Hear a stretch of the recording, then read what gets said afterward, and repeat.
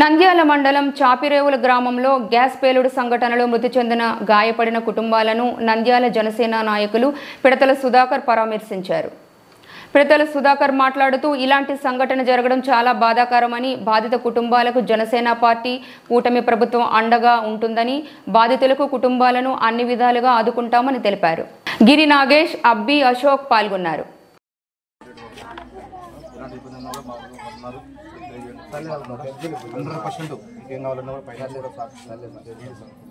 ఎలాంటి ఇబ్బంది లేదు సార్. భారీగా నష్టం జరిగింది. భారీ నష్టం జరిగింది. పక్కింటిలో కూడా గేటు పోయి అక్కడ ఎగిరింది. వాళ్ళకు రేకులు బయట లేరు. వాళ్ళు రేకులు ఉన్నాయి. వాళ్ళ రేకులలో ఎవరు లేరు. అందరు లోపల బగ్గీలు ఉన్నాయి, బైకులు ఉన్నాయి. రేకులు వాళ్ళు బయట ఎవరు ఉన్నాయని తగ్గింది. అదే వచ్చింది. పడింది.